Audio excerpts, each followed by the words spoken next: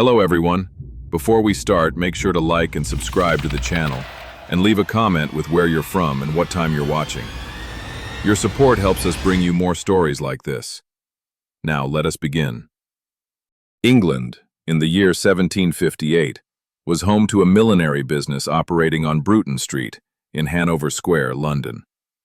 The establishment was run by Mrs. Sarah Metyard, a 40-year-old widow who managed the enterprise alongside her daughter, Miss Sarah Morgan Metyard, commonly known as Sally. The shop specialized in fashionable headwear and accessories and was known locally as a successful and reputable place of trade. To neighbors and customers, the household appeared orderly, respectable, and financially stable. Mrs. Metyard and her daughter were well regarded within the surrounding community. Their business showed no outward signs of disorder or misconduct, and there was nothing in their public conduct that suggested cruelty or abuse. The millinery workshop functioned not only as a place of commerce, but also as a residence, housing several young girls who worked under Mrs. Metyard's authority. At the time, Mrs. Metyard employed 5 apprentice girls, all of whom had been bound to her through parish workhouses. These apprentices lived and worked within the household, learning the trade while remaining under strict supervision. Their presence was consistent with common practices of the period and did not attract suspicion. To observers, the arrangement reflected a structured and lawful system in which disadvantaged girls were provided with skills and employment. This outward appearance of respectability concealed the private reality of the household. While the millinery shop prospered and maintained its reputation, the conditions endured by those inside remained unseen. The orderly facade presented to the neighborhood would later stand in stark contrast to the events that unfolded within the walls of the Bruton Street residence. In mid-18th century England, parish apprenticeship was a common system designed to place disadvantaged children into trades. Apprentices were frequently drawn from parish workhouses, where legal agreements were prepared to formalize their placement. These documents typically outlined terms lasting 7 years and defined the obligations of both the master and the apprentice. The parish acted as an intermediary, overseeing the transfer of the child into the care of the employer. Under this system, apprentices were expected to learn their trade through daily practical experience. Upon completing their term, they were often granted independence, sometimes accompanied by money or tools to support their future livelihood. In theory, the arrangement benefited employers, parishes, and the children themselves by providing structure, training, and opportunity. However, the system also created conditions of vulnerability. Apprentices were usually young, dependent, and isolated from family support. Those taken from workhouses or orphanages had little power to challenge their treatment. Although local authorities were meant to regulate apprenticeships and prevent exploitation, oversight was frequently limited. Mistreatment could remain hidden behind the closed doors of workshops and homes. When abuse occurred, it was often difficult for outsiders to detect, and intervention was rare. Parishes sometimes lacked the resources or willingness to investigate complaints, particularly when harsh discipline was widely accepted as part of training. As a result, apprentices like those employed by Mrs. Metyard had few protections. Their dependence on their masters and mistresses left them exposed to neglect and cruelty, with little recourse if conditions became unbearable. Among the 5 apprentices employed by Mrs. Metyard was a young girl named Anne Naylor. Anne was 13 years old and worked alongside her sister in the millinery household. She was known to be physically frail and often unwell, described as sickly and weak in constitution. Unlike the other apprentices, Anne struggled to maintain the demanding pace of work expected of her. This inability to keep up made Anne particularly vulnerable. Her physical weakness drew the attention of Mrs. Metyard, who responded not with patience, but with punishment. Anne was frequently disciplined for her perceived slowness and inability to meet expectations. These punishments were severe and consistent, rather than isolated incidents. At times, Anne was confined to an upper room within the house. While isolated there, she was provided only minimal sustenance, consisting of small pieces of bread and limited water each day. The deprivation compounded her already fragile health, leaving her increasingly weakened. To those outside the household, Mrs. Metyard appeared to be a respectable employer. The business maintained its standing, and no concerns were publicly raised. Inside the home, however, Anne endured repeated mistreatment that went unseen.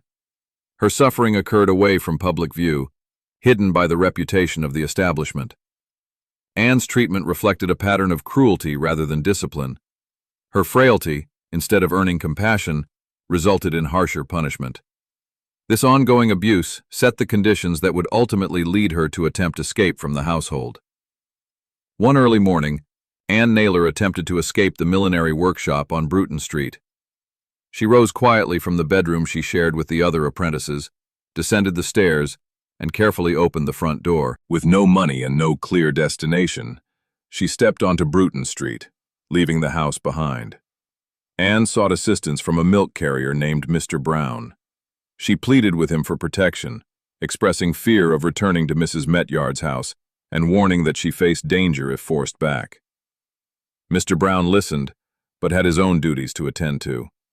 Unable or unwilling to intervene, he did not offer shelter or protection. Without support, Anne's options were limited. The reality of life on the streets offered no safety, and returning to the parish workhouse system provided little assurance of relief. Her escape, though desperate, was unsustainable. Miss Sally Metyard soon located Anne and forcibly brought her back to the millinery workshop. The return was swift and decisive, ending any hope Anne had of avoiding further punishment.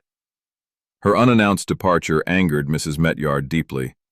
This incident marked a turning point. Anne's attempt to flee was interpreted as defiance, and the response was severe. The forced return placed her once again under the authority of her abusers, and the consequences would be far more brutal than before. The escape, brief and unsuccessful, directly preceded the most violent phase of her mistreatment. After Anne Naylor was brought back to the millinery house, the punishment inflicted upon her escalated dramatically. Miss Sally Metyard seized the girl, threw her onto a bed, and beat her with the handle of a broom. Anne was then taken to another room, where a cord was tightly wound around her waist, and her hands were bound behind her back. She was fastened to a door in a position that prevented her from sitting or lying down. Anne remained restrained in this manner for 3 consecutive days. During this time, she was deprived of food and water for 3 days and 2 nights. Although she was allowed to retire to bed during customary evening hours, the lack of nourishment and the physical strain rapidly weakened her. Her strength deteriorated to the point where she could no longer climb the stairs and was forced to crawl. The other apprentices worked in an adjoining room and could hear Anne's cries and distress. They were explicitly forbidden from offering assistance and were threatened with the same punishment if they intervened. Fear kept them silent. On the 4th day, Anne's speech began to falter, and her cries gradually ceased. Her body hung limp, suspended by the restraints. When the apprentices alerted Miss Sally that Anne was no longer moving, she ran upstairs and struck the girl on the head with a shoe heel. There was no response. Mrs. Metyard was summoned and ordered the restraints cut. Anne was placed across her lap, and an attempt was made to revive her using hartshorn drops. When these efforts failed, it became clear that Anne Naylor was dead. Her death was the direct result of prolonged assault and starvation. Believing Anne Naylor to be dead, Mrs. Metyard and her daughter immediately sought to conceal what had occurred. They carried Anne's body into the attic, placing it out of sight from the rest of the household. Knowing that their actions had caused her death, they began devising a plan to avoid discovery. The other apprentices were told that Anne had suffered a fit, but had since recovered. They were informed that she was being kept locked in the attic so she would not attempt to run away again. This explanation was presented firmly, discouraging questions or concern. To support this account, Miss Sally Metyard later carried a plate of meat upstairs at midday, stating that it was intended for Anne's dinner. The gesture was meant to give credibility to the claim that Anne was still alive and merely confined. Eventually, Anne's body was placed inside a chest and locked away in the attic. When days passed without Anne's appearance, the apprentices were instructed to search the house. After failing to find her, they reported back to Mrs. Metyard. Mrs. Metyard then declared that Anne had always been unruly and must have run away again. She ordered the apprentices to speak no more about the matter. Through deception and authority, the household was silenced, and suspicion was suppressed, allowing the crime to remain hidden.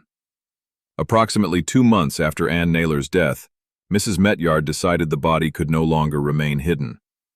The attic door had remained sealed, partially masking the odor from the chest, but fear of discovery grew.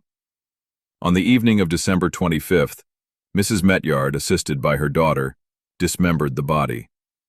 The head and torso were wrapped together in one cloth, while the limbs, except for one hand, were bundled separately.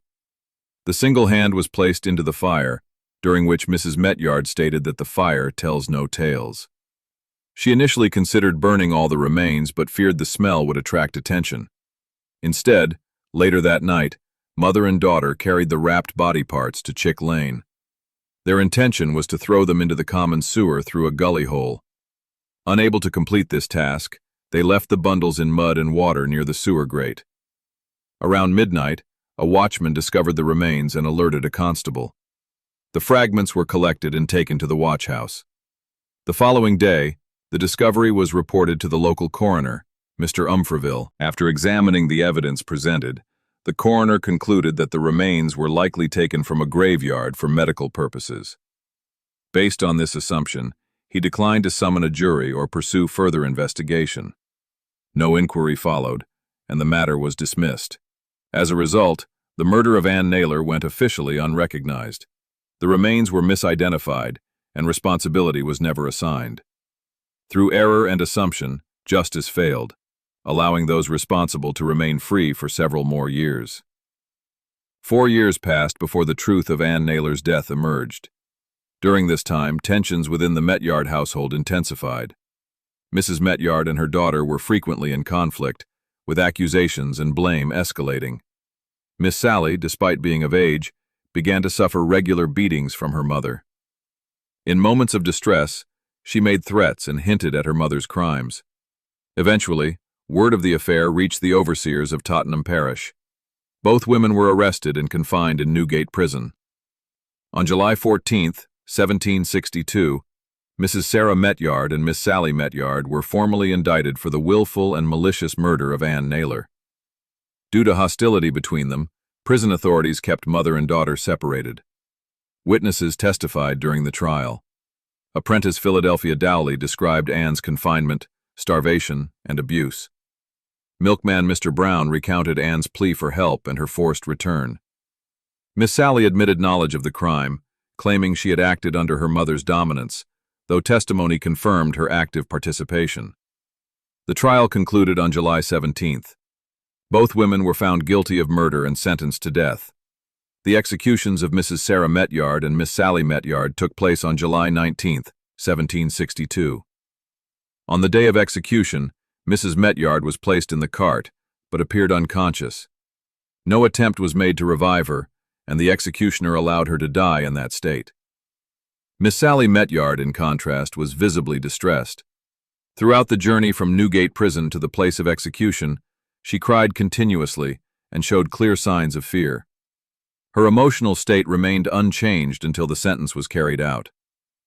After their deaths, the bodies of both women were left hanging for several hours.